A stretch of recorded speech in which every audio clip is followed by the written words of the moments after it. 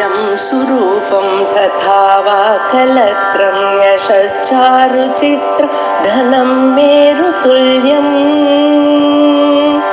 मनश्चेन लग्नं गुरोरङ्घ्रिपद्मे ततः किं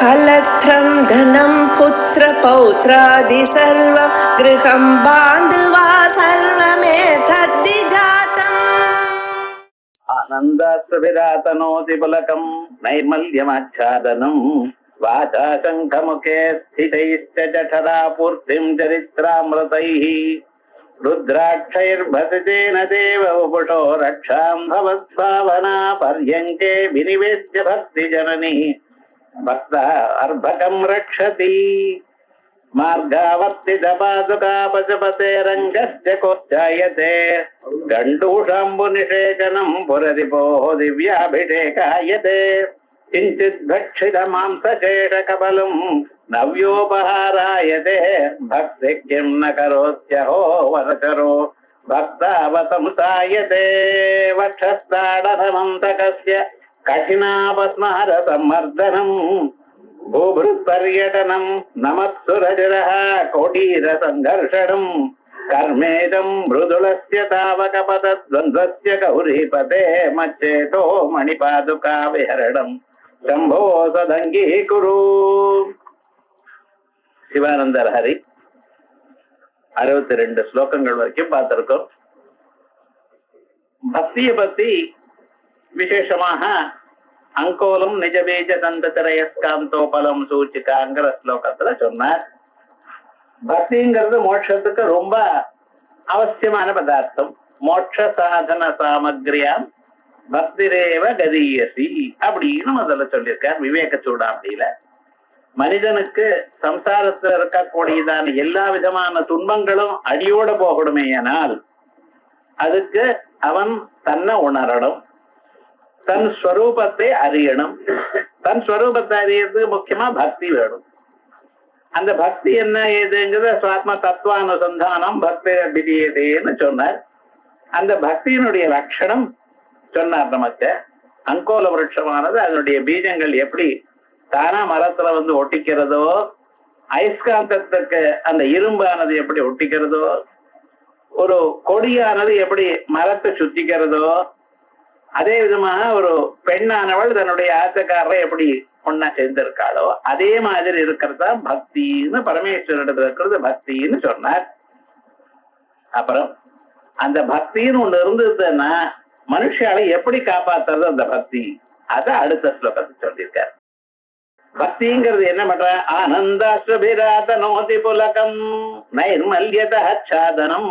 ஆனந்தாஸ்ரபிராதனோதி புலகம் பக்தி மாத்தா அந்த குழந்தையை காப்பாற்றுறது எப்படின்னு ஆனந்த அஸ்ருபிஹி. இந்த குழந்தைக்கு ஆனந்த கண்ணீர்கள்னாலேயே சரீரத்தை மெய் செலுத்தும்படி பண்றாளா. நைர்மல்யதாச்சாதனம் நிர்மலமான ஒரு மனசு வேணும். அது இருந்தா தான் மனுஷன் சந்தோஷமாக இருக்கலாம்.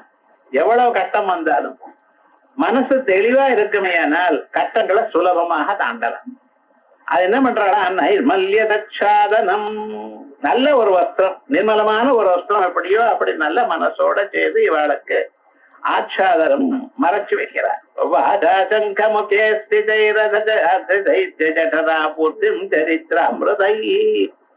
அந்த பக்தி என்ன பண்ற? பரமேஸ்வரனுடைய லீலைகள்னா கதை கதையாக சொல்லி இந்த குழந்தையினுடைய வயறு ரொம்பபடி பண்றான். அம்மா என்ன பண்ணுவா? சாதாரணமாக குழந்தைய அணைச்சுப்பா, குழந்தைக்கு வேண்டியதான வஸ்திரங்கள் எல்லாம் போட்டு கொடுப்பா, நல்ல வஸ்திரங்களாக. வயர் ரொம்ப ஆகாரத்தை கொடுப்பா. இதெல்லாம் பக்தி மாத்தா பக்தாத கொடுக்குற. பக்திங்கிற ஒரு அம்மா என்ன பண்ணிட்டு இருக்கா? இந்த குழந்தைக்கு இப்படி கொண்டா.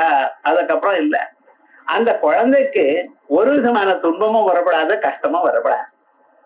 அதுக்காக உடம்புல ரக்ஷ பண்ணிப்பா, தாயத்தை கட்டி வைப்பா, அங்கங்க திருநீர் அணைச்சு விடுப்பா. அந்த குழந்தைக்கு ஒரு கஷ்டமும் வரப்படாது, திருஷ்டி தோஷம் வரப்படாது. இப்படின்னு திருஷ்டி தோஷம்லாம் ஒண்ணும் இல்லைன்னாலும் அது அம்மாவுக்கு தெரியாது. எந்த அம்மா ஆனாலும் படிச்ச அம்மா ஆனாலும் சரி, அந்த குழந்தைக்கு இதெல்லாம் வரப்படாது அப்படின்னு ஒரு எண்ணம். அதுக்காக என்ன பண்றது, திருநீரை அங்கங்கே பூசி வைக்கிறது, ருத்ராட்சம் கட்டி வைக்கிறது. ஏண்டா அது இருந்தா ஒரு தோஷம் வராது, ஒரு நினைப்பு, ஒரு நம்பிக்கை தானே. அதே விதமா ருத்ராட்சர் பசிதேன தேவபுஷோ ரக்ஷாம்பவத் பாவனா பதியங்கே, அந்த குழந்தைக்கு ருத்ராட்ச கட்டி, அதே போலயே அந்த குழந்தைக்கு பசிதேன தேன வபுஷா திருநீர் அணியும்படி பண்ணி காப்பாற்றுறாளோ அப்படின்னு ஒரு அம்மா எப்படி குழந்தைய காப்பாத்துறாளோ அதே போல சிவபக்தின்னு ஒண்ணு இருக்குமே. ஆனால் மனுஷனுக்கு ஒரு கவலையும் இல்லை, எல்லா விதமான துன்பங்களும் வராம காக்கப்படும் அப்படின்னு விசேஷமாக சொல்கல்வி நிவேசிய. அதுக்கு பிறகு எப்படி பர்யங்கே பவத் பாவனா பர்யங்கே வினிவேசிய பக்தி ஜனனி, பவத் பாவனா பர்யங்கே சிவபாவனை அப்படிங்கிற ஒரு கட்டில போட்டு, ஒரு மெத்தையில போட்டு தூங்கும்படி பண்றாங்க. சிவபாவனை இருக்குமையானால் இது மேல வேற ஒரு கவலையும் இல்லை அப்படிங்கிற அளவுக்கு காப்பாத்துறான்னு பார்த்தோம். வினிவேசிய பக்தி ஜனனி பக்தார்பகம் ரட்டதி. என்ன மனுஷால அர்பகாள் ஒன்னும் தெரியாதுவா.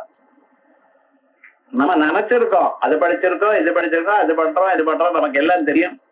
எல்லோருக்கும் சர்வஜன்னு ஒரு நினைப்பு. ஆனா விவகாரம் என்ன, நடைமுறையில பார்த்த நிறைய விஷயங்கள் நமக்கு தெரியல. எப்படி துன்பம் வருது, இதை தாண்ட வழி என்ன, மறுபடியும் இப்படிப்பட்டதான துன்பம் வராம நமக்கு இருக்கணுமே. எல்லா இடத்துலயும் துன்பம் வருது, வீட்டுல சரி, ஆபீஸ்ல சரி, ரோட்ல போனாலும் சரி, எங்க போனாலும் ஏதோ ப்ராப்ளம் வருது. எந்த ப்ராப்ளமும் வராம இவனுக்கு இருக்கணுமே. ஏன்னா இவன் எப்படி நடந்துக்கணும், எப்படி இவன் இருக்கணுங்கிற விவகாரங்களை எல்லாம் பக்தி காப்பாத்துறாளாம். ஆகையால் மனுஷனுக்கு வேண்டியது முக்கியமா பக்திங்கிறது வேணும் அப்படின்னு பக்தி எப்படி உதவுகிறதுங்கிற விவகாரம் நமக்கு சொன்னார். அதற்கு பிறகு அடுத்ததாக ஸ்லோகத்துல மார்காவர்த்தித பாதுகாபஜபதே ரங்கஸ்ய குர்ச்சாயதே கண்டூஷாம்புரிஷே ஜனம் புரதிபோஹோ திவ்யாபிஷேகாயதே கிஞ்சித் பக்ஷித மாம்சசேஷகபலம் நவ்யோபஹாராயதே பக்திக்கிம் ந கரோத்யஹோ வரஜரோ பக்தாவதம்சாயதே அப்படின்னு 63வது ஸ்லோகம். கண்ணப்ப நாயனாருடைய திவ்யமான ஒரு செய்தி. 63 நாயன்மார்கள் பார்க்கிறோம். அந்த நாயன்மார்கள்ல எல்லாரும் சிவனடியார்கள். சிவனிடத்துல உயர்ந்ததான ஒரு பக்தியை வச்சிருந்தவா. பக்தின்னு ஏதோ சாதாரணமா அப்படியே கோபுரத்தை பார்த்து கன்னத்துல போயிட்டே இருக்கமல்ல, இந்த பக்தி இல்ல. தன்னை அர்ப்பணம் பண்ணினதான ஒரு பக்தி. நமக்கெல்லாம் ஏதோ எதுனா ப்ராப்ளம் வந்தா பகவானை சுத்த போறோம், ஒண்ணும் இல்லைன்னா ஆத்துல இருக்கோம், டிவி பார்க்கணும், கிரிக்கெட் மேட்ச் பார்க்கணும், இவ எல்லாம் இருக்கிறப்ப பகவான் பத்தி ஞாபகமா வருது. கவலை வந்தாதான் மனுஷங்களுக்கு பகவானுக்கு ஞாபகம் வருது. அப்ப ஞாபகம் வந்தாலே அவன் வசதிங்கிறார் பகவான்.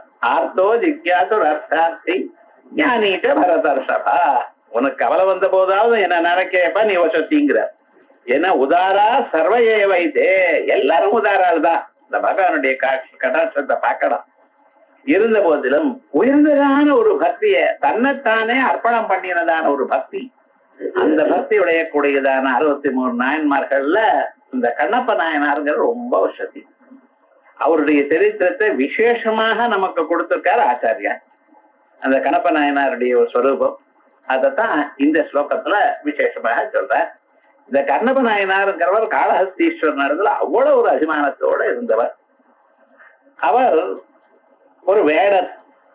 அவர் சாதாரணமாக மற்றவர்கள் மாதிரி வேதாத்தியனங்கள்லாம் பண்ணல.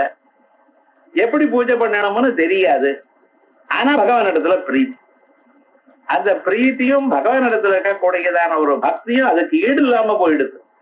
ஞாபகம் சொன்னா நம்ம நினைக்கிறோம் அது வாசிக்கணும், இதை வாசிக்கணும், அப்பதான் இருக்கணும், அப்பதான் பகவானுக்கு நம்ம மேல பிரேம வரும். அது இல்ல. பகவானுக்கு இந்த மொழி அந்த மொழின்னு நிச்சயம் இல்லை. அவருக்கு வேண்டியது பக்தி மொழி, அவருக்கு வேண்டியது ஆச்சாரம். அவாவா ஆச்சாரத்தோட இருந்தா சரி. எல்லோரும் அந்த மாதிரி இருக்கணும்னு அவர் சொல்லவே இல்லை. அவாவாளுக்கு எந்த ஆச்சாரம் உண்டோ அந்த ஆச்சாரம் தான். Sway sway கர்மண்யபிரதா சம்சித்திம் குருநந்தனா. அவாவாளுக்கு என்னென்ன தர்மம் இருக்கோ அந்த தர்மத்தை அனுஷ்டானம் பண்ணினாலே போரும் பகவான் அடையலாம். ஞாபகம் வச்சுக்கணும். நான் இப்படித்தான் இருக்கணும் அப்படித்தான் இருக்கணும்னு சொல்லவே இல்லையே. உங்களுக்கு எந்த தர்மம் இருக்கோ அதை பண்ணிட்டே இருக்கா. என்ன எல்லா வழியும் கடைசியில பகவான் இடத்துல தான் போய் சேர்ற. வழியை நீங்க மாத்தின்றதுனால வசத்து இல்ல, சில சமயத்துல கஷ்டமும் வந்துடும். ஏன்னா அந்த வழியில ஏதாவது ப்ராப்ளம் தான் நமக்கு என்னன்னு தெரியாது. இப்ப இருக்கிற வழியெல்லாம் நம்ம முன்னோர்கள்லாம் எப்படி போனான்னு நமக்கு ரெக்கார்டு இருக்கு, அவளை கேட்டா சொல்லுவா. அதனால ஸ்வதர்மே நிதனம் ஸ்ரேயா பரதர்மோ பயாவஹா அப்படிங்கிற பகவான். அதனால அவா தர்மத்துல இருக்கணும். இந்த கண்ணப்பனா இருக்க அவர் வேடன் பாவம், வேடனா இருக்கிறதுனால அவருக்கு இந்த பூஜை பண்றது இந்த விவகாரங்கள்லாம் தெரியாது. ஆனா அந்த காளஹஸ்தீஸ்வரன் மேல ஒரு ரொம்ப அபிமானம், ஒரு பற்றுதல். அவர் தான் ரொம்ப வசதின்னு நினைச்சுண்டு அவருக்கு அவ்வளவு சேவை பண்ணிட்டு இருக்க. இவர் என்ன பண்றார், காலம் ரெண்டு சாயங்காலம் வரைக்கும் வேட்டையாடுறது, அதான அவருடைய தொழில். வேட்டையாடிட்டே இருக்கார் காட்டுல.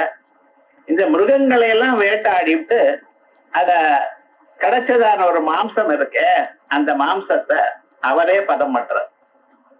ஏன்னா சிவனுக்கு கொடுக்கணுமா, அதெல்லாம் எடுத்து விட்டா அந்த மாம்சத்தை எடுத்து அந்த இறைச்சியை நல்லா நெருப்புல போட்டு அதை நல்லா வேக வச்சு அதுல எங்கெங்க கடினமான பாகம் ரொம்ப கட்டியா இருக்குமே ஆனால் அது தன் பல்லாலேயே கடிச்சு அதை மெத்த ஆக்கி அதுல தேனை நிறைய ஊற வச்சு 1 மணி நேரம் 2 மணி நேரம் ஊறணுமா தேன்ல ஊற வச்சு அதுக்கப்புறம் என்ன பண்றார், கொண்டு வந்து பரமேஸ்வரன் நைவேத்தியத்துக்கு பண்றார். எப்படி இருக்கு பாருங்க. எந்த பரமேஸ்வரனுக்கு வைதிகமாக அபிஷேகங்கள்லாம் பண்ணி அவருக்கெல்லாம் பில்வங்கள்ல ஏகஞ்ச பில்வம் அப்படின்னு சொல்லி சசலிலும் கிஞ்சித் சமர்ப்பிதம் சங்கரமூர்த்தி பக்தியா அப்படின்னு விசேஷமாக மடியாக இந்த ஸ்வர்ணமுகி ஜலம், அங்க பக்கத்துல இருக்கிற நதிக்கு ஸ்வர்ணமுகி அப்படின்னு பேரு. அதுல வந்து தீர்த்தத்தை கொண்டு வந்து கங்கைக்கு சமாரமாக அதை கொண்டு வந்து அதுல போட்டு அபிஷேகம் பண்ணி பகவானுக்கு ருத்ரங்கள்லாம் ஸ்ரீருத்ரங்கள்லாம் சொல்லி அபிஷேகம் பண்ணி அவருக்கு விசேஷமாக உயர்ந்ததான ஒரு பலன்களையும் நைவேத்தியத்தையும் பண்ணி வச்சுட்டு போனா ராத்திரி வேளையில இவர் வர்றார். ஏன்னா இவருக்கு ராத்திரி வரைக்கும் காரியம் இருக்குன்னு காலம் அப்படியே வேட்டாடிண்டே இருக்கார். எல்லாத்தையும் பதிவு பண்ணி ராத்திரி என்ன பண்றார், அந்த பரமேஸ்வரனுக்கு அங்க இருந்து அந்த ஸ்வர்ணமுகி நதியில இருந்து ஆரம்பிச்சு என்ன பண்ற, இருக்கிறது 2 கை தான். என்ன பண்றது, மனுஷன் தானே, 2 கை. ஒரு கையில வில்ல வச்சுட்டு இருக்கார், இன்னொரு கையில என்ன பண்றார், இந்த மாம்சத்தை தயார் பண்ணி வச்சிருக்காரு பரமேஸ்வரனுக்கு கொடுக்கணும்ட்டு அந்த மாம்சத்தை கொண்டு வர. அப்புறம் பரமேஸ்வரனுக்கு அபிஷேகத்துக்கு என்ன பண்றது, ஜலம். ஆக என்ன பண்றார், அந்த ஸ்வர்ணமுகி நதியில இருந்து ஜலத்தை வாயால கொண்டு வர. கொண்டு வந்து அதை கொண்டு வந்து பரமேஸ்வரனுடைய லிங்கத்துக்கு மேல உமிழ்கிற. என்ன சுவாமின்னு, அது பரமேஸ்வரனுக்கு அபிஷேகமா, அவர் பூஜை அப்படின்னு இப்படியும் பண்ணலாமா, பகவானுக்கு கோபம் வராதான்னு. பகவான் கோபிச்சுக்கல. பகவான் என்ன பார்க்கிறார், அவருடைய பக்தியை பார்க்கிறார். என்ன பண்றார், இவர் கொண்டு வந்து பூஜை பண்ணின பூஜாரி பண்ணி இந்த பூஜைகள்ல புஷ்பங்கள்லாம் அப்புறப்படுத்தி விட்டு நீட்டா ஆக்கி விட்டு அதுக்குள்ள என்ன பண்றார், தன் வாயில இருந்து கொண்டு வந்ததான ஸ்வர்ணமுகி ஜலத்தை உமிழ்கிறார். அதுக்கப்புறம் அந்த ஜலத்தை விட்டு அந்த பரமேஸ்வரனுக்கு என்ன பண்றார், விசேஷமாக தன் கொண்டு வந்ததான நைவேத்தியத்தை வச்சு ஒரு மணி நேரம் அந்த பரமேஸ்வரர் தியானம் பண்ணிட்டே இருக்கார். பாருங்க, தியானம் எல்லாம் ஒண்ணும் தெரியாது. பரமேஸ்வரா காப்பாத்து அப்படின்னு நினைச்சுட்டு பரமேஸ்வரனே நினைச்சுட்டு இருக்கார். காலம் இருந்து சாயங்காலம் வரைக்கும் அவர் பண்ற காரியம் தான். வேட்டை ஆடிண்டே இருந்தாலும் பரமேஸ்வரனுக்கு நல்ல பொருளா கிடைக்கணுமே, நல்ல கொழுத்ததான ஒரு முருகன் கிடைக்கணுமே, அதுக்கு பண்ணணுமே, இதேதான் அவருடைய நினைப்பு. எஸ்கரோஷு இதஸ்னாது எஜ்ஜுஹோதி ததாதி தற்குருஷ்வம் அதர்ப்பணம் எத்தபஸ்தி கௌந்தேய தற்குருஷ்வம் அதர்ப்பணம் இப்படிங்கிற அபிப்பிராயத்தை அவருக்கு யாரும் சொல்லிக் கொடுக்கல. பகவத்கீதையெல்லாம் ஒன்றும் தெரியாது அவருக்கு. ஆனா என்ன, ஏதோ ஜன்மாந்தரத்துல பண்ணினதான ஒரு அபிப்பிராயத்தினால அவர் பண்ணிட்டே இருக்க. அந்த பகவான் இடத்துல பரமேஸ்வரன் இடத்துல அலாதியான ஒரு பக்தி. அவரை விட்டு ஒரு க்ஷணம் இருக்கப்படாது. அவர் பசியோட காத்துட்டு இருப்பாராம். நான் ராத்திரி விட்டு போறேனே, காலமேந்து பரமேஸ்வரனை கொண்டும் இல்லையே அப்படின்னு நினைச்சு வேக வேகமா வந்து அவருக்கு கொடுத்து இதெல்லாம் பண்ணிவிட்டு போறார். இப்படி சில நாள் நடந்துட்டே இருக்கு.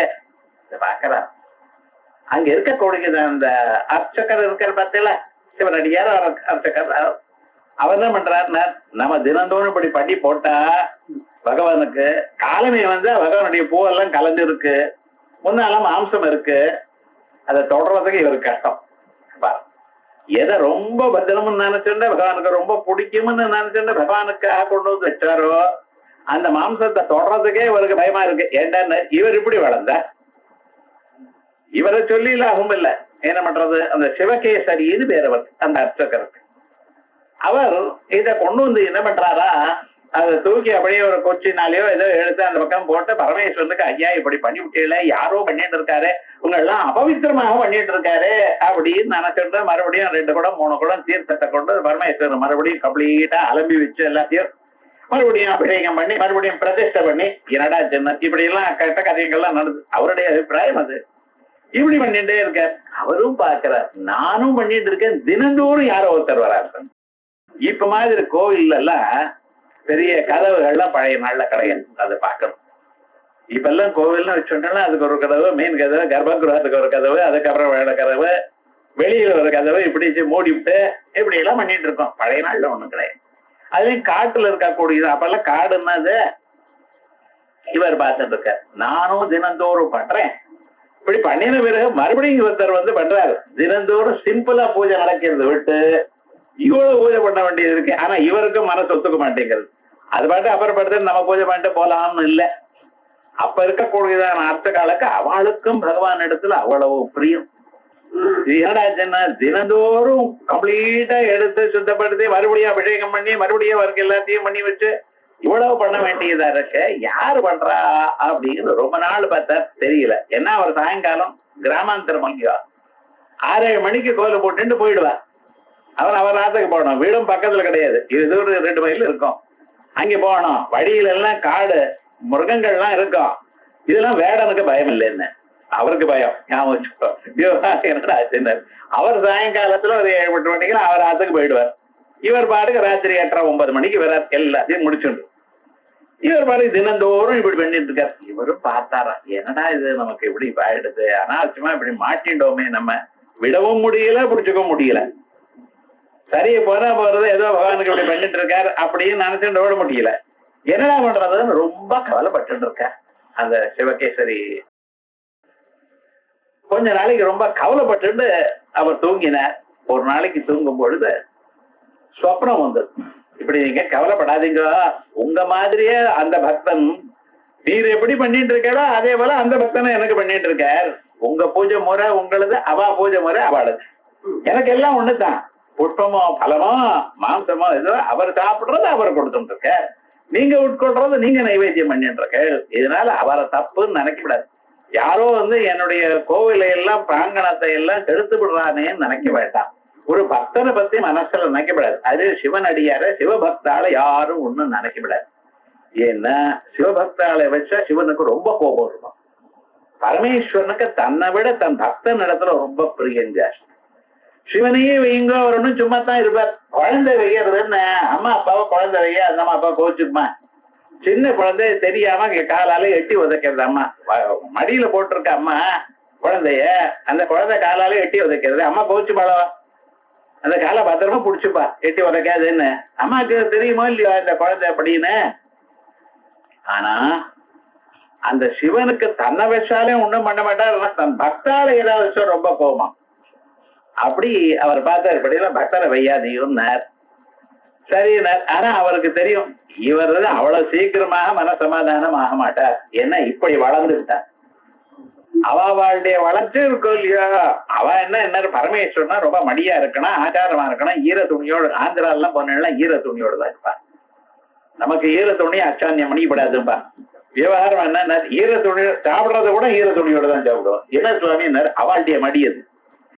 விவகாரம் என்னடா, அவர் அப்படி ஈர துணியோட பகவானுக்கு பூஜை பண்ணி இப்படி மடியா பத்திரமா இருந்துட்டு இருக்கோம். நம்ம நினைக்கிறோம் இதை இப்படி வச்சுட்டு இருக்காள, இதெல்லாம் பகவான் பரமேஸ்வரன் ஏத்துக்கதான் சொப்பனம்னா அது நிஜமா அப்படி ஆரம்பிச்சிடும். அவர் பார்த்தா ஒண்ணும் கவலைப்படாதீங்க, உங்களுக்கு அந்த கணப்ப நாயனாருடைய பக்தியை நீங்க பார்க்கணும்னு நினைச்சடையானால் நாளைக்கு ராத்திரி நீங்க என்ன பண்ணுங்க, பூஜை பண்ணிவிட்டு அந்த மரத்துக்கு பின்னால, அந்த லிங்கத்துக்கு பின்னால ஒரு மரம் இருக்கு, அந்த மரத்துக்கு பின்னால மறைஞ்சிருங்க, அப்புறம் விஷயம் எல்லாம் உங்களுக்கு தெரியும் அப்படிங்கிற. சரி, அப்படியே நினைச்சு இதை பார்க்கணும்னு ஒரு ஆசை சாதாரணமா இருந்தாலே ஒரு இது, அதையும் இது போல நடக்கிறது சொப்னத்தை வந்தது நான் போய் பார்க்கணும் அப்படின்னு நிஜமாகவே ஒரு ஆசை வந்துருச்சு இவருக்கு. வீட்டுல சொல்லிவிட்டு வந்துட்டேன், பூஜையெல்லாம் பண்ணிவிட்டு அப்படியே மரத்துக்கு பின்னாலே நிக்கிறேன். 7 மணிக்கு போக வேண்டியவர் 8:30, 9 மணி வரைக்கும் ராத்திரி ஆயிடுச்சு. ராத்திரியோ இருட்டோ இருக்கு. அங்க இருந்து வராரு, ஓடி ஓடி வராராம் இவர் கண்ணப்ப நாயனார். என்ன சுவாமின்னார், கையில மாம்சத்தை எடுத்துட்டு இருக்காரு, இதை எடுத்துட்டு இருக்காரு. வர காலத்திலேயே இந்த பரமேஸ்வரன் இந்த சிவகேசரி முனிவருக்கு அந்த கண்ணப்ப நாயனாருடைய பக்திய காட்டணும். ஏன்னா இவர் எப்படி இருக்காருன்னா தான் தான் உசத்தி, தன்னுடைய பூஜை மரத்தான் உசத்திங்கிற எண்ணத்துல இருக்கார். இவரையும் பனிஷ் பண்ணப்படாது, அதே சமயத்துல அவர் உசத்தியும் இவருக்கு காட்டணும் அப்படிங்கிறதுக்காக என்ன பண்ணிட்டு இருக்கார் அந்த பரமேஸ்வரன். அவர் வர காலத்துல அவருடைய வலது கண்ணுல இருந்து ரத்தம் தார தாரையா கொட்டிட்டு. இது சிவகேசரி முனிவருக்கு தெரியாது. ஏன்னா இவர் அதுக்கு பின்னால்னா லிங்கத்துக்கு பின்னால்னா இருக்கார். அழகா அலங்காரம் பண்ணியிருக்கார், மாலையெல்லாம் சாத்திருக்கார். அங்க இருக்கக்கூடியதான காட்டுல இருக்கிற புஷ்பங்கள்லாம் எடுத்துன்னு வந்து அது நீதான் மாலையை தொடுத்து, இப்ப என்ன மாலையை எல்லோரும் கொண்டு வந்து கொடுக்குற பக்தாள். பழைய நாள்ல ஒண்ணும் கிடையாது, காட்டுல இருக்கிற கோயிலோ இல்லையோ அந்த புஷ்பங்கள்லாம் எடுத்து நல்ல மாலையா சாத்தி பரமேஸ்வரனுக்கு அலங்காரம் பண்ணி நீட்டா வச்சு விட்டு அவர் போயிருக்கார். ஆனா இந்த பரமேஸ்வரனுடைய வலது கண்ணுல இருந்து ரத்தம் தார தார சொட்டு சொட்டா கொட்டிடும். இதை எட்டி வரக்கூடியதான கண்ணப்ப நாயனார் பார்த்துட்டார். பார்த்துட்டு என்ன பண்றதுன்னு அங்கிருந்து ஓடி வர. என்னடா ஆச்சுன்னு மனசு தாங்கல அவருக்கு. என்ன ஆச்சுன்னு, எங்க பரமேஸ்வரன் கண்ணுல இருந்து ஜலம் வருதே, நான் டிலே பண்ணி விட்டேனே, என்ன நேரத்துல இருந்து கொட்டுறதோ, என்ன ஆச்சோ, பரமேஸ்வரனுக்கு என்ன வலிக்கிறதோ, ஓடி வரான். வர காலத்துல கையில இருக்கக்கூடியதான மாம்சம் கீழே விழுந்து, வாக்கில் இருக்கக்கூடியது அவர் பேசினாரோ இல்லையா, வாக்கில் இருக்கக்கூடியதான ஜலம் எல்லாம் கீழே விழுந்து. இருந்தாலும் ஓடி வர வந்து, ஹரே கிருஷ்ணா பரமேஸ்வரா இப்படி பண்ணி விட்டதே, என்ன ஆச்சு, எப்ப திறந்து விழுகிறது, ஏனாச்சு என்ன ஆச்சு அப்படின்னு பரமேஸ்வரர்கிட்ட பதில் சொல்றவரா அவர் சொல்ல போறாரு அவர். ஆனா அவரே லீல பண்ணியிருக்கார். இவருக்கு விஷயம் தெரியணும் அப்படின்னு, சிவகேசரி முனிவருக்கு விஷயம் தெரியணும் என்பதற்காக அவர் பண்ணினதான லீல. கிட்ட வர வந்து என்ன பண்றதுன்னு தெரியல. பரமேஸ்வரா என்ன ஆச்சு என்ன ஏதுன்னு இருந்தாலும் நான் வழி பார்க்கிறேன். ஞாபகம் வச்சுக்கணும், காட்டுல இருக்கக்கூடியதான மனுஷர்களுக்கெல்லாம் வைத்தியங்கள்லாம் தெரியும். நமக்கு தான் ஏதாவது வியாதி வரதுக்கு முன்னாலே டாக்டர்கிட்ட ஓடுவோம். முதல்ல கேட்கறத டாக்டர் இது கேன்சர் ஆகுமா, அவனுக்கு இது டாக்டருக்கே டவுட்டே வந்திருக்க. இவ கேட்கறது அப்படி என்னமோ வலிக்கிறது, இது கேன்சர் ஆகுமா. அவர் பார்த்தார், சரியான பயத்துல இருக்கார். பெரிய லிஸ்ட் எடுத்து எல்லாத்தையும் டிக் பண்ணி கொடுத்துறாரு, பாயிண்ட் வாங்க. அவரே சொல்ற, ஒண்ணுமே கிடையாது சுவாமி, விவகாரம் முழுக்க மனுஷன்னு இருந்தா வரத்தானே வரும், ஏதோ அதுக்காக கவலைப்படலன்னு. இவாளுக்கு அவ்வளவு பயம். முதல்லயே டாக்டர் எல்லா டெஸ்டும் பண்ணி விடுங்க, காசு செலவாது பார்க்க வேண்டாம் நீங்க அப்படின்னு டாக்டர் சொன்னா, அவர் ஒண்ணும் இல்லைன்னு சொன்னா நீங்க சரியா படிக்கலையேங்கிற எண்ணம் வரும் அவருக்கு. அதனால அவர் என்ன பண்ணிட்டு இருக்காரு, சரி என்ன பண்றாரு, அது வரைக்கும் டெஸ்ட் கொடுத்துட வேண்டியது. அவனும் அப்பவே ரிசல்ட் கொடுக்கறானா, நாளைக்கு வாங்குவோங்க, நாளைக்கு ராத்திரி வர பரியந்தம் டாக்டரை பாக்குற வரையும் அனாவசியமான டென்ஷன் ஒண்ணும் கிடையாது. இருந்தாலும் என்ன ஆச்சோ என்னமோ அது வேற சீல்டு கவர்ல போட்டு ஒட்டி கொடுக்குறான். டாக்டர் கிட்ட போனா என்ன எல்லாம் பார்த்து சிரிக்கிறார், ஒண்ணுமே இல்லையேன்னு. நான் தான் அன்னைக்கே சொன்னேனே, இருந்தாலும் உங்களுக்கு ஒரு இது இவ்வளவு செலவாயிடுத்து, பரவாயில்ல ஒண்ணும் இல்லை அப்படின்னு சொல்லி ஏதோ ஒரு மருந்து கொடுக்கறாரு பாரு. இதெல்லாம் இந்த வம்பெல்லாம் பழைய நாள கிடையாது. அவ எப்படி அந்த காட்டுல இருக்கக்கூடியதான இது இருக்கு, இந்த பச்சுல இருந்து தெரியும். அது நமக்கு ஒண்ணுமே தெரியாது, எல்லா இலையும் ஒரே மாதிரிதான் இருக்கு நமக்கு. ஆனா அங்க இருக்கிறவாளுக்கு கரெக்டா தெரியும். அதுலயும் இது போல வேடர்களா இருக்கிறவாளுக்கு கரெக்டா இது என்ன ஏதுன்னு தெரியும். அத அங்கே போனார், அங்க இருக்கக்கூடியதான இலையெல்லாம் கொண்டு வந்திருக்கார். கொண்டு வந்து நல்லா அதெல்லாம் இது பண்ணி ஜூஸ் பண்ணி பிழிஞ்சு அந்த இலைக்குள்ளேயே நடுவுல இதை வச்சு அவர் கண்ணுல அப்பினார்.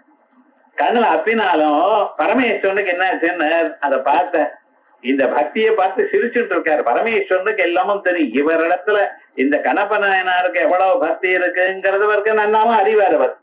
இருந்தாலும் அத நமக்கு அந்த சிவகேசரி முனிவருக்குன்னா தெரியணும். இது அப்பினார். அப்பினாலும் என்ன ஆச்சுன்னார், ஒரு 2 க்ஷணம் சும்மா இருக்கு. அதுக்கப்புறம் மறுபடியும் கொட்ட ஆரம்பிச்சு.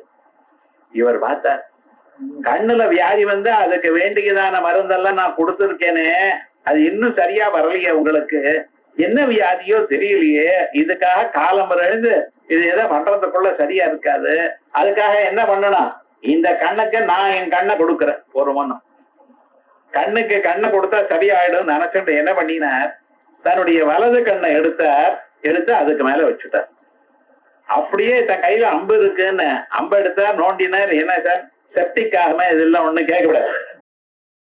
நடந்த கதை என்ன விவகாரம் முழுக்க அதெல்லாம் யோஜனை பண்றது சமயம் இருக்க. பரமேஸ்வரனுக்கு அப்படி ஆயிடுது, என்ன பண்றது. நோண்டினார், அந்த கண்ணை எடுத்தார், அதுக்கு மேல வச்சு விட்டார். வச்சதுமே என்ன ஆச்சுன்னு அதுக்கு வரதெல்லாம் நின்று போயிடு, கம்ப்ளீட்டா ரத்தம் எல்லாம் கொட்டுறது நின்று போயிடு. நல்லா அழகா இருக்கு, சந்தோஷப்பட்டாரு. ஆஹாஹா பரமேஸ்வரா, எனக்கு கண்ணு போனா பரவாயில்ல, நீங்க சௌக்கியமா இருக்கல, நீங்க ஆனந்தமா இருக்கு. அதுதான் பக்திங்கிறது. பக்திங்கிறதுன்னா நானும் பரமேஸ்வரனும் ஒண்ணுங்கிற எண்ணம். நம்ம சும்மா சொல்றோம் அமித்யே விபாவையே பவானி அப்படிங்கிறோம். நீங்க நைவேத்தியம் பண்ணியிருந்தாரு ஒரு பழம் அம்பாள் சாப்பிட்டோம், அடுத்த நாள் நைவேத்தியம் பண்ண போறா, அட்டு நிறைய வடை நைவேத்தியம் சக்கர பொங்கல் வச்சு ஒரு 4 வடை சாப்பிட்டோம்னு இனிமேல் அம்பாளுக்கு நைவேத்தியம் கிடையாது. சொல்றதுதான் நானே அம்பாள் நானே அம்பாள் சொல்றதே தானே, ஒண்ணும் பண்றது இல்ல. நம்ம பக்தி இந்த லெவல்ல இருக்க. ஆனா பரமேஸ்வரனை நான் எனக்கூடியதான எண்ணத்தோட சென்றார். அப்ப தன்னுடைய கண்ணை எடுத்து அவரை கொடுத்தார். அவர் சந்தோஷமா இருக்கிறத பார்த்தார், கண்ணுல ரத்தம் வராத பார்த்தார், சந்தோஷப்பட்டார். இப்படித்தான் என் கண்ணு வலி இருந்தா பரவாயில்ல, நீங்க சௌக்கியமா இருக்கணும்னு. ஆனா கொஞ்ச நேரம் என்ன ஆச்சுன்னு, இவர் வலது கண்ணுல போட்டாலோ இல்லையோ டக்குன்னு இடது கண்ணுல ஜலம் வராது, ரத்தம் வர ஆரம்பிச்சது. அடாடாடாடா, நான் இப்படி பண்ணினேனே பரமேஸ்வரா அப்படின்னு நினைச்சு என்ன ஆச்சோ என்னமோ, இதுக்காக மறந்து கொண்டு வந்தா சரியாகுமோ இல்லையோ யோசனை பண்ணி பாக்குறார். ஆனா பரமேஸ்வரன் நான் போய் மருந்தை கொண்டு வந்து அதெல்லாம் நல்லா நழிச்சு அதெல்லாம் சாரை பிழிஞ்சு மறுபடியும் அதை கொண்டு வந்து கட்டை போட்டு, இது வரைக்கும் பகவானுக்கு ரத்தம் இது வலிக்குமோ இல்லையா, இதெல்லாம் நான் பார்த்துட்டு இருக்க முடியுமா, குழந்தைக்கு இப்படி வலிக்கிறது அப்படின்னு நினைச்சு துடிச்சு போயிட்டார். சரி என்ன பண்ணணும் அப்படின்னு ஆரம்பிக்கிறார். சரி எனக்கு இந்த கண்ணு இருக்கு, இன்னொரு கண்ணு இருக்கா இல்லையா, இந்த கண்ணு நான் கொடுத்துறேன். வலது கண்ணுக்கா வலது கண்ணை கொடுத்தேன், இடது கண்ணில் வலிக்கிறதுங்கிறதுக்கா இடது கண்ணையும் நான் நோண்டி விடுறேன் அப்படின்னு அம்ப கையில எடுத்தேன். பரமேஸ்வரன் பார்த்தாராம், அடாடா இவன் பண்ணினாலும் பண்ணி விடுவான். என்ன ஞாபகம் வச்சதோ, இந்த படிச்சவாளுக்குதான் இப்படி பண்ணலாமா அப்படி பண்ணலாமா என்ன முன்னாலும் பின்னாலையும் பாக்குறது. சாதாரணமான மனுஷர்களுக்கு அவளுக்கு அதெல்லாம் ஒண்ணும் தெரியாது, ஆக்ஷன் தான். இவன் பண்ணாலும் பண்ணிவிடுவான்பா அப்படின்னு நினைச்சிருந்தார். அதுக்குள்ள இவர் பண்ணார், நில்லு நில்லுங்கிறாராம் பரமேஸ்வரன். ஆனா இவர் கேட்கிற போல இல்ல. என்ன கண்ணப்பா நில்லு கண்ணப்பா நில்லுன்னு சொல்றதுக்குள்ள ஆரம்பிச்சு விட்டார் கண்ணை நோண்டுறதுக்காக. என்ன பண்ணினார், அதுக்கு முன்னால இவர் என்ன பண்ணார், ஒரு டவுட் வந்துருக்கு. நான் கண்ணை எப்படி வைக்கிறது, இந்த கண்ணையும் எடுத்து விட்டேன்னா கண்ணை நான் வைக்கணுமே அப்படின்னு என்ன பண்ணினாரா, அந்த 2 கண்ணுக்கு பக்கத்து நடுவுல புருவம் இருக்கு பார்த்தீங்களா, அந்த புருவத்துக்கு நடுவுல தன்னுடைய காலை கொண்டு வந்து வச்சிருக்கார். ஏண்டான்னா கண்ணு எடுத்தேன்னா அந்த இடத்துல கண்ணை வைக்கணும் பாருங்க. அதுக்காக அந்த செருப்போட வெகு தூரம் நடந்து வந்த செருப்பு இருக்க பார்த்தா அந்த செருப்போட இருக்க அந்த கடலை வச்சுட்டு இருக்கார். ஏன்னா அடையாளம் தெரியறதுக்காக இந்த கண்ணுல இருந்து நோண்ட தொடங்கி விட்டார். பரமேஸ்வரன் பார்த்தாராம், சொன்ன பேச்சு கேட்டு யோஜனை பண்ணி இருக்கிற அளவுக்கு எல்லாம் ஆரம்பிச்சுடுவான் இந்த மனுஷன் அப்படின்னு ஆரம்பிச்சு கொண்டு வந்து அவர் கையை அப்படியே பிடிச்சு விட்டாராம். இனிமேல இந்த கண்ணை எடுக்காதையும் அப்படின்னு கையை பிடிச்சாராம். அந்த சந்தர்ப்பத்துல இத மனசால நினைச்சுண்டு இந்த ஸ்லோகம் சொல்றார், மார்காவர்த்தித பாதுகா பசுபதே ரங்கஸ்ய குச்சாயதே கண்டூஷம்பு நிஷேதனம் புரரிபோ திவ்யாபிஷேகாயதே மார்காவர்த்தித பாதுகா பசுபதே.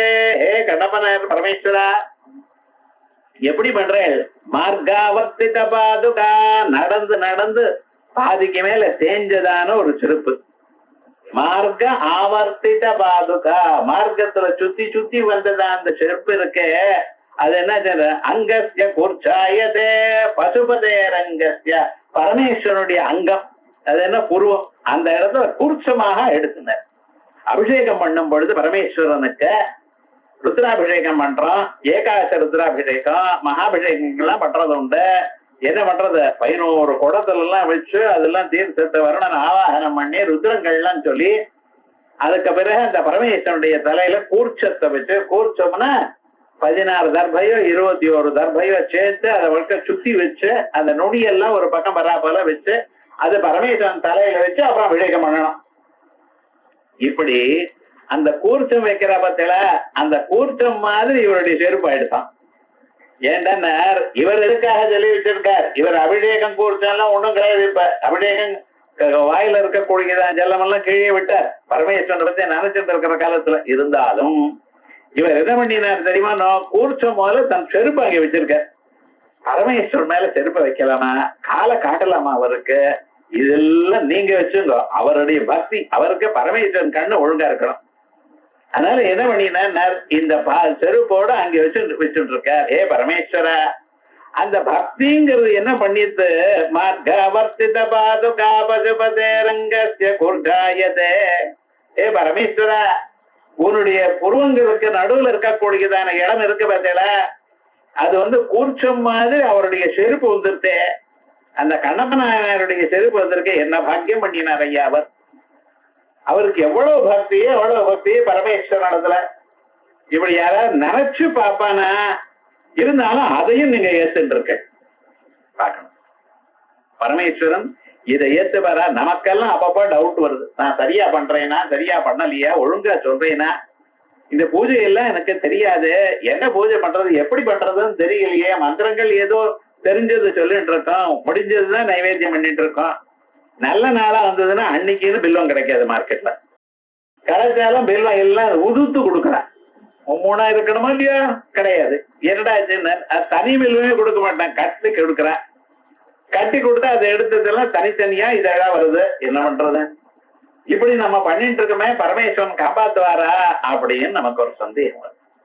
ஆனா பரமேஸ்வரன் சொல்ற அபிச்சே சுதுராச்சார பஜதே மாமனன்யபாக் சாதுரேவ சமந்தவ்ய சம்யக் வியவசிதோ ஹிதா. எவ்வளவு கெட்டாச்சாரம் மனசுல பக்தி இருக்கணும். வேணும்னு கெட்டாச்சாரம் பண்ணக்கூடாது. தெரியாம நீங்க எது பண்ணினாலும் பரமேஸ்வரன் அந்த வருஷத்தையா தப்பிதமாக எடுத்துக்க மாட்டார். ஆகையால் இது இவர் பண்ணினதான ஒரு இது இருக்கே, இதை பார்த்தாராம். இதை பார்த்த ஆச்சாரியால் ஆச்சரியப்படுறார். மார்காவர்த்தித பாதுகா பசுபதே ரங்கஸ்ய குர்ச்சாயதே கண்டூஷாம்பு நிஷேதனம் புரரிபோ திவ்யாபிஷேகாயதே. திவ்யாபிஷேகம், பால் என்ன, தயிர் என்ன, அதுக்கப்புறம் தேன் என்ன, இப்படித்தானே வரிசையா அபிஷேகம் பண்றோம் பகவானுக்கு. பழங்கள் என்ன, அதுக்கப்புறம் விபூதி அபிஷேகம், வரிசையா அப்படியே கொண்டு வந்து சந்தனாபிஷேகம், சந்தனான அப்புறம் பன்னீர்ல அபிஷேகம், இப்படி எல்லாம் அபிஷேகம் பண்ணி 1 by 1 வச்சு அப்படி அந்த பரமேஸ்வரனை பத்திரமா மந்திரங்கள்லாம் சொல்லி, ஸ்ரீருத்ரத்தை சொல்லி, பஞ்சருத்ரங்கள்லாம் சொல்லி பக்தியோடு அவருக்கு அபிஷேகம் பண்ணணும் நம்ம நினைச்சுட்டு இருக்கோமே. அவர் என்ன பண்ணினார்? கண்டூஷாம்பு நிஷேஜனம். கண்டூஷம் அப்படின்னா கொப்பளிக்கிற ஜலம், வாயில கொப்பளித்த ஜலம். கண்டூஷாம்பு நிஷேஜனம் ஒரு அறிவோ. அவர் எப்படிப்பட்டவர்? முப்புறத்தை எரித்தவர். முப்புறங்களை மட்டும் எரிக்கிறவர் இல்ல, நம்ம சரீரத்தில் இருக்கக்கூடியதான ஸ்தூல சரீரம், சூக்ஷ்ம சரீரம், காரண சரீரம் எனக்கூடியதான 3 சரீரங்களையும் எரிக்கிறவர். அதுக்கு எரிக்கிறதுக்கு தகுந்ததான ஒரு ஞானத்தை அளிப்பவர். எந்த ஞானம் வருமையானால் நமக்கு 3 சரீரமும் எரிஞ்சு போயிடுமோ, அதுக்குள்ள இருக்கக்கூடிய அந்த பிரம்மஸ்வரூபம் நமக்கு தெரியுமோ. வேதாந்தங்கள்ல ஆத்மாமே ஜந்தாம் ஜோதிரம் விரஜா விபாப்மா அப்படின்னு வேதங்கள்லாம் இந்த விரஜா ஹோம மந்திரங்கள்லாம் சொல்றதோ அப்படிப்பட்டதான அந்த முப்புறத்தை எரித்ததான அந்த பரமேஸ்வரன் இருக்காரே, அவருக்கு அவ்வளவு நகை ஞானேன சதுசம் பவித்திரம் இக வித்யதே. இவ்வுலகத்துல ஞானத்துக்கு தகுந்ததான சரியான பவித்திரமான தூய்மையாக்கக்கூடியதான பொருள் வேற ஒண்ணும் இல்லை சார். அப்படி அந்த ஞானம் வேதாந்த ஜன்ய ஞானம் எத்தனையோ பிறவைகள் பகூனாம் ஜென்மனாமந்தே ஞானவான்மாம் பிரபத்தியதே. பல கோடி ஜென்மாக்கள், அதற்கு பிறகுதான் இந்த அறிவானது வேதாந்தங்களுடைய அறிவே காதுல கேட்கும். அவ்வளவு பவித்திரமா இருக்கக்கூடியதான் அந்த ஞானத்தை கொடுக்கக்கூடியதான் அந்த பரமேஸ்வரன் இருக்காரே, புரரிபோ. அவருக்கு என்ன பண்ண? திவ்யாபிஷேகாயதே. அந்த பொன்முகலி ஜலம் சொன்னே அப்படின்னு அந்த நதிக்கு பேர் அங்க அந்த ஊர்ல பொன்முகலிங்கிற பொன்முகலி ஜலம் அதை கொண்டு வந்து வாயால கொண்டு வந்து உமிழ்ந்தாரியா, அது உங்களுக்கு திவ்யமான ஒரு அபிஷேகம் ஆயிடுது. ஸ்வர்ணோகி ஜலம் பொன்முகம் கண்டூஷம்பு நிஷேதனம் புரரிபோ திவ்யாபிஷேகாயதே. அதுக்கு பிறகு கிஞ்சித் பட்சித மாம்சேஷ கபலம். மாம்சம் நீங்க பழத்தை கொடுக்கணும், அன்னாபிஷேகம். முந்தானத்தில் நடந்ததோ பார்த்தேன். என்ன அபிஷேகம்? 60 மூட்டை 70 70 மூட்டை அரிசியை கொண்டு வந்து அதை நன்னா அவருக்கு அபிஷேகம் பண்ணி, பகவானுக்கு அபிஷேகம் பண்ணினா பரமேஸ்வரனுக்கு கொட்டுன்னு மழை கொட்டும். மழை நிறைய இருந்தது. ஏனால் பக்வன்னம் பவிஷ்யதி மோததே பிரஜா. ஜனங்கள்லாம் சௌக்கியமா இருப்பா. மழை கொட்டணும். கணத்துல மழை இருக்கு, இது குளத்துல மழை இருக்கு, இந்த ஜலம் இருந்தா போறாது. ஒரு நாள் அந்த மழை கொட்டித்துன்னா பச்சை பசேல்னு வருது பாருங்க பூமியில இருந்து. அந்த மரங்களுக்கும் அவைகளுக்கும் அந்த மழையில இருந்து வந்த ஜலம் இருக்கு பட்சல அதுதான் ரொம்ப சந்தோஷம். மீதி ஜலம் ஏதோ நம்ம ரசம் சாதம் சாப்பிடுறா போல. அந்த மழை ஜலம் வந்ததுன்னு அதுக்கு என்ன, நீங்க எல்லாம் சட்ரசத்தோட இருந்த ஆகாரம் அந்த கல்யாணத்துல போய் ரிசப்ஷன்ல சாப்பிட்டா போல. இந்த மனுஷாளுக்கு அது என்னமோ அந்த நாக்கு கட்ட மாட்டேங்கிறாங்க விவகாரம் முழுக்க. மூர்த்த தண்ணி போனா நன்னா இருக்காதான் சாப்பாடு. ரிசப்ஷன் அன்னைக்கு தான் போகணும். எது பண்ணப்படாதோ அது பண்ணினா தான் இஷ்டம். அப்படி அந்த ஜனங்கள் இதுக்கெல்லாம் புல்லுக்கும் மரங்களுக்கும் அந்த மழை கொட்டிட்டுன்னா அது என்ன ஆனந்தமாக ஒரு அனுபவிக்கிறது பார்த்தல. அப்படி அந்த ஜலம் அந்த மழை ஜலம் வரணும். மழை வரணுமே ஆனால் யஜ்ஞாத் பவதி பத்ஜன்யா அப்படின்னு மழையானது எதனால வரும்? யஜ்ஞம் பண்ணினா வரும். நிஜமான யஜ்ஞம் பரமேஸ்வரனுக்கு அபிஷேகம் பண்றது. ஏன்னா அவர் தானே யஜ்ஞத்தினால சந்தோஷம் அடையக்கூடியதான ஒரு தெய்வம். அதே போலயே சாகம்பரியின் வேறு அம்பாளுக்கு சாகத்தினால அவருக்கு அலங்காரம் பண்ணணும்.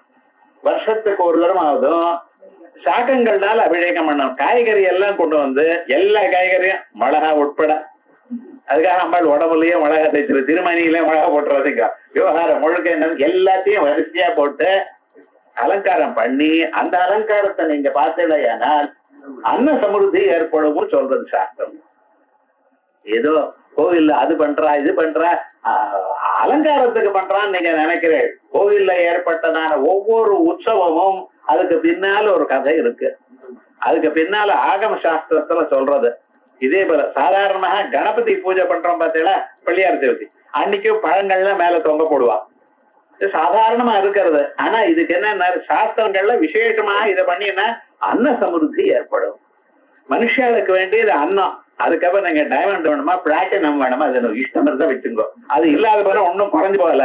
அன்னம் இல்லாத போனா வாழ முடியாதுன்னு. முக்கியமாக வேண்டியதுன்னா அன்னம் வஸ்திரம். இந்த ரெண்டு தான் பேசிக் நெசசிட்டிஸ் எல்லோருக்கும் வேணும். இதை காப்பாத்துறாள நம்ம நாட்டுல. பகவானுக்கு நீங்க பரமேஸ்வரனுக்கு அன்னாபிஷேகம் பண்ணணும். அதே போல அம்பாளுக்கு சாகம்பரியாக உபாசனம் பண்ணணும் அப்படின்னு சாஸ்திரங்கள் விசேஷமா சொல்றது. அன்ன சமிருத்தி ஏற்படணும்னு. அப்படி அந்த தீர்த்தம் இருக்கே அந்த தீர்த்தத்தை கொண்டு வந்து அது பகவானுக்கு அபிஷேகம் பண்ணினார். வாயால கொண்டு வந்து முடிந்தார். அதுக்கப்புறம் கிஞ்சித் பக்தித மாம்ச சேஷ கபலம் கொஞ்சம் கடிச்சு மிச்சம் இருக்கிறது தானே வாயால கடிச்சு அதை கொண்டு வந்து மாம்ச சேஷ கபலம் திவ்யோ நவ்யோபகாராயதே அது புதுசாக கொண்டு வந்ததான ஒரு பதார்த்தமாயிடுதான். அப்பொழுது தயார் பண்ணி சுட சுட பகவானுக்கு நைவேத்தியம் பண்ணா போல அப்படி ஏத்துக்கிறாராம் பரமேஸ்வரன். பாருங்க அந்த பரமேஸ்வரனுடைய ஒரு காருண்யம். என்ன இவனுக்கு ஒண்ணும் தெரியாது. அதை தெரிஞ்சு வேணும்னு பண்ணினாரையானால் அது வேற. சிவநாமாவை சொல்லல, சிவனுக்கு ஆகுதி கொடுக்கலன்னு தக்ஷ பிரஜாபதிய கொண்டார். ஏன் தெரிஞ்சு தப்பு பண்ண விடாது. இவருக்கு பக்தி இருக்கு, ஒன்னும் தெரியாது. தெரியாது போனாலும் அவர் எடுத்துட்டு இருக்கிறார். ஒரே பரமேஸ்வரன் தான். என்ன பண்ணினார்? கிஞ்சித் பக்ஷித மாம்ச சேஷ கபலம் நவ்யோபகாராயதே பக்திக்யம் நகரோத்யஹோ வனச்சரோ பக்தாவதம் சாயதே பக்திக்யம் நகரோதி. என்ன பண்ணாதுன்னு நினைச்சிருக்கேள் பக்தி. சோ பக்தின்னு சொன்னா அங்கோலம் நிஜபுஜந்தோபலம் சோச்சிக்க அப்படின்னு சொன்னேனே. பக்தின்னு என்னமோ நினைச்சிட்டு இருக்கேள. இந்த பக்தி என்ன பண்ணாத? உங்க மனசுல பக்தி இருந்தால் உலகத்தை ஜெயிக்கலாம். பரமேஸ்வரன் நம்பர் 1 பக்தனா ஆயிடலாம். நீங்க பக்தி நீங்க வரவழைக்கணும். மார்க்கெட்ல கிடைக்காத பக்தி. பெரியோர்களை அண்டணும், அவளுக்கு சேவை பண்ணணும், அவ பண்றத பார்த்து பார்த்து தெரிஞ்சுக்கணும். அந்த கர்மாவை பண்ணி பண்ணி பக்தி வரணும். கர்மாவில ஸ்ரத்தா வந்தால் பக்தி வரும். ஸ்ரத்தையே இல்லாம ஏதோ ஏதோ பண்ணக்கூடாது. அந்த பூஜை பண்ணும் பொழுதோ ஜபம் பண்ணும் பொழுதோ ஹோமம் பண்ணும் பொழுதோ பெரியவர்களை அண்டி அவ பின்னாலேயே நம்ம இருந்தோம்னா கொஞ்ச நாளுக்கு பக்தி தானா ஓடி வரும். ஸ்ரத்தை இருந்த இடத்துல பக்தி வரும். ஆகையால் இந்த பக்தி வந்திருந்தேனால் இவ்வளவு விசேஷமா இருக்க. பக்தோ பக்திக்யம் நகரோத்யஹோ இன்னதுன்னு சொல்ல முடியலையே, எல்லாத்தையும் பண்றதே. வனச்சரோ பக்தாவதம் சாயதே வனச்சர காட்டுல இருக்கக்கூடியதான கண்ணப்ப நாயனார் பக்தாவதம் சாயதே பக்தாளுக்குள்ள உயர்ந்ததான ஒரு பக்தன் ஆயிட்டாரு. என்ன பண்ண முடியும்? இதுலயும் பாருங்க ஆச்சாரியாளுக்கு பக்தின்னா எத்தனையோ விதமான பக்தி சொல்லிருக்கு. நாரத பக்தி சூத்திரங்கள்லயும் சாண்டில்ய பக்தி சூத்திரங்கள்லயும் பக்தியை பத்தி ரொம்ப விசேஷமா இருக்கு. பக்தி சாஸ்திரம் ரொம்ப பெருசு. வேதாந்த சாஸ்திரம் மாதிரி பக்தி சாஸ்திரம் ரொம்ப பெருசு. பல பேர் சூத்திரங்களை எழுதியிருக்கார். இவர் பண்ணியதான ஒரு பக்திக்கு அவருக்கே ஒரு மாதிரி இருக்கு. என்னென்ன மார்காவர்த்தித பாதுகா பசுபதே ரங்கஸ்ய குர்ச்சாயதே கண்டூஷம் புருஷேஜனம் புரரிபோ திவ்யாபஹாராய திவ்யாபிஷேகாயதே கிஞ்சித் பட்சித மாம்சேட கபலம் நவ்யோபஹாராயதே.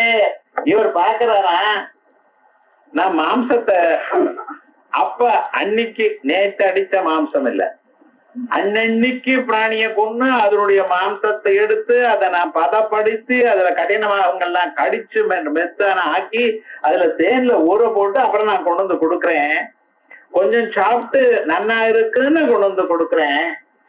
ஆனா அவருக்கு உள்ளூர மனசு கவலை. கண்ணப்ப நாயனாருக்கு மனசுல கவலை. ஏண்டா நான் சாப்பிட்டு நன்னா இருந்தா தான் கொடுக்குறேன். ஆனா என்ன, நான் சாப்பிட்ட பாகம் நன்னா இருக்கு, பக்கத்துல இருக்க பாகம் நன்னா இருக்கணும்னு என்ன சார் அர்த்தம்? அப்படி இல்லையே, அப்படி சொல்ல முடியாது. சில சமயத்துல கத்திரிக்காய் எல்லாம் பார்த்தீங்கன்னா ஒண்ணு நன்னா இருக்கும், இன்னொரு பக்கத்துல கசக்கும். ஒண்ணுமே சொல்ல முடியாது உங்களால. அதே பீர்க்கங்க பாருடா, வாயில பண்ண அவ்வளவு கசக்கிறது. இருந்தது நன்னா தானே இருக்கு, இந்த பக்கம் நன்னா இருக்கு, அந்த பக்கம் நான் அதே போலயே நான் சாப்பிட்டது இந்த பக்கம் நன்னா இருக்கு, அந்த பக்கம் பரமேஸ்வரன் ஏத்துப்பாரோ அவருக்கு கசக்குமோ உள்ளூர கவலையா.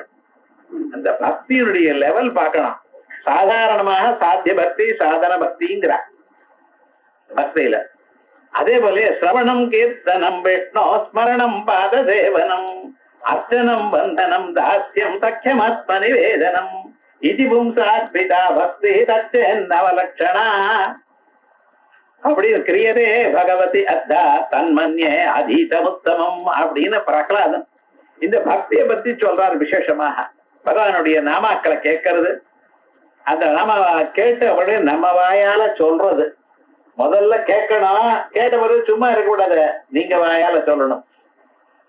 அதுக்கப்புறம் மனசுல நினைச்சுட்டு இருக்கணும். இந்த கதையெல்லாம் சொன்னாரு, இப்படி நடந்ததாமே அப்படி நடந்தாமே என்னென்னமோ நான் நினைச்சுட்டு இருக்கோம்.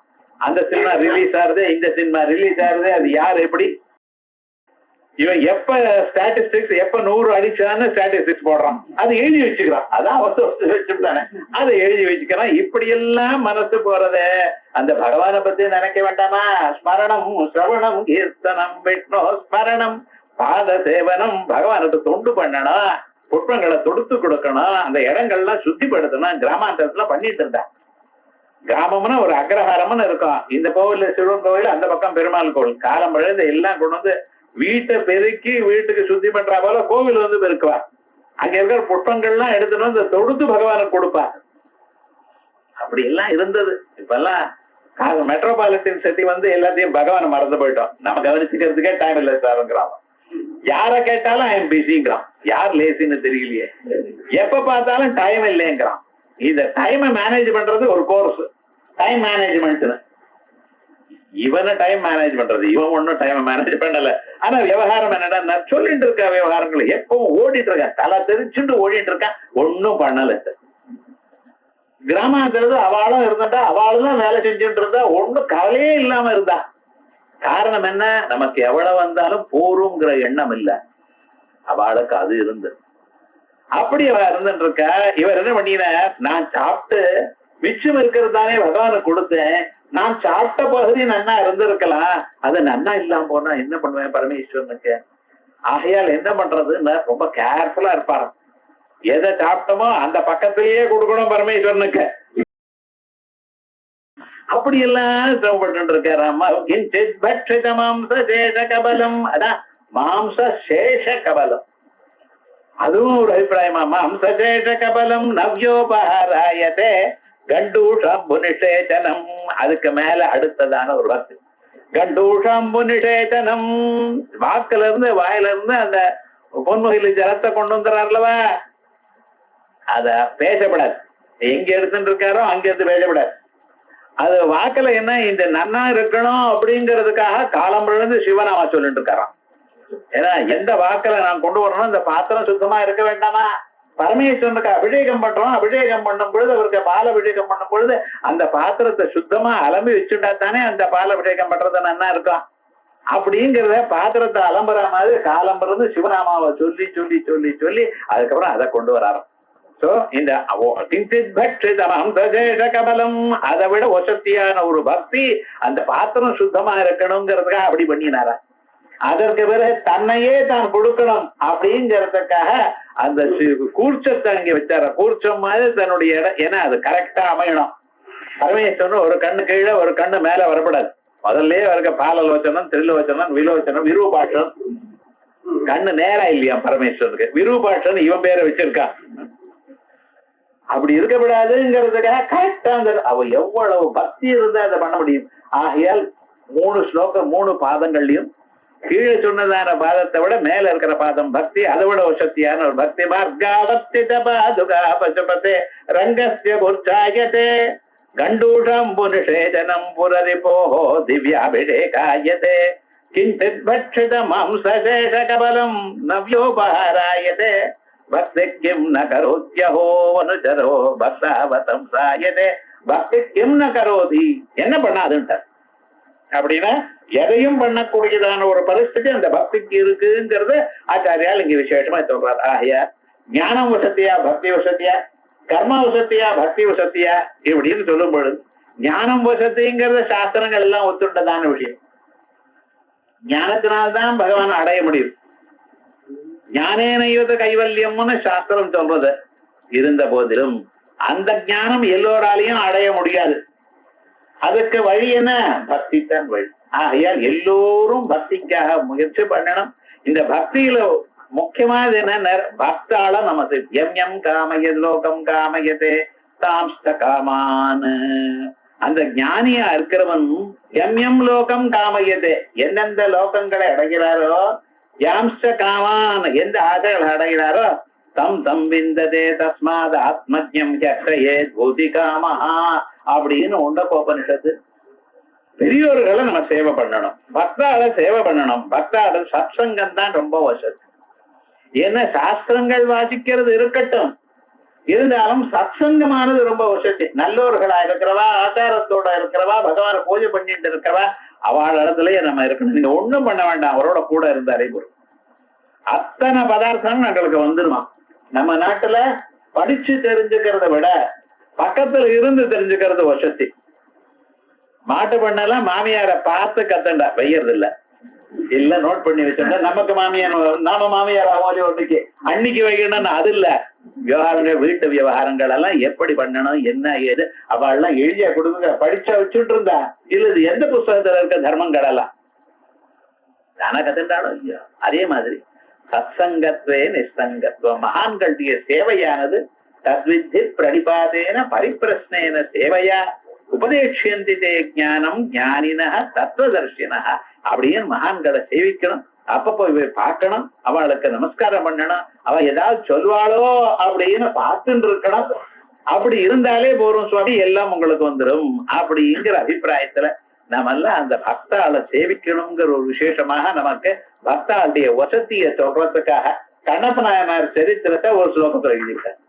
அதனால இந்த சிவானந்த கிரந்தத்துல முக்கியமான ஸ்லோகங்கள் சொல்றோம் பார்த்தா அங்கோலம் நிஜவைஜசந்து திரேஸ்கந்தோபலம் சூச்சிகாங்கிற மாதிரி இது அழகான ஒரு ஸ்லோகம். அதே மாதிரியே பரமேஸ்வரன் நான் உனக்கு என்ன கொடுக்கறது எல்லாம் உங்கள்கிட்ட இருக்குங்கிறார். ஏதாவது மிச்சம் இருந்தாலும் இல்லாதானே நம்ம பிரசன்ட் பண்ணணும், கிஃப்ட் கொடுக்கணும். அவளிடத்திலேயே இருக்கிறத மன திருப்பி கொடுத்தேன் நல்லா இருக்காது, நான் என்னத்தை கொடுப்பேன் அப்படிங்கிற. அதே வேலையை பரமேஸ்வரன் உங்ககிட்ட என்ன இருக்கு நீ எனக்கு கொடுக்க போறாய்? ஏன்னா ஒண்ணுமே இல்லை, வஸ்திரம் இல்ல அவருக்கு, திக்வஸ்தனா சுத்தின்னு இருக்க, ஒண்ணும் இல்லாம இருக்கு, நீங்க என்ன கொடுக்க போறேன்? ஆயால் எனக்கு உங்க பக்தி தவ பாதாம்புஜ பக்தி மேவதேகி. இன்னொரு ஸ்லோகம் சொல்றார், நான் எதையும் கேட்கிற பரமேஸ்வரா உங்களுடைய பக்தியை கொடுங்கன்னார். அப்படி பரமேஸ்வரிடத்துல பக்தி பக்தாளுக்கு நம்ம பண்ணக்கூடியதான சேவையினால உசத்தியான ஒரு பக்தியை அடையக்கூடியதான திவ்யமான ஒரு ஸ்லோகம் இந்த ஸ்லோகம். இதை எல்லோரும் நோட்டு பண்ணணும். மார்காவர்த்தித பாதுகா பசுபதே ரங்கஸ்ய குர்ச்சாயதே கண்டூஷம் புரிஷேச்சனம் புரரிபோஹோ திவ்யோபஹாராய திவ்யாபிஷேகாயதே கிஞ்சித் பட்சித மாம்சசேஷ கபலம் நவ்யோபஹாராயதே பக்தி கிம் ந கரோத்யஹோ வனசரோ பக்தாவதம் சாயதே அப்படின்னு இதை சொன்னார். அதுக்கப்புறம் 2 ஸ்லோகங்கள்ல இந்த பரமேஸ்வரன் அவரிடத்துல நமக்கு நம்ம மனசானது பரமேஸ்வரனுக்கு ஒரு செருப்பா அமையட்டும், பரமேஸ்வரனுக்கு செருப்பா என் மனசு அமையட்டும் அப்படின்னு விசேஷமாக சொல்றார். அதுல தட்சிணாமூர்த்தி அவதாரம், நடராஜ அவதாரம், இவைகள்லாம் நமக்கு பரமேஸ்வரன் பண்ணியிருந்தான திவ்யமான லீலைகள். அந்தந்த அவதாரங்களை விசேஷமாக சொல்றார். இத நாளைக்கு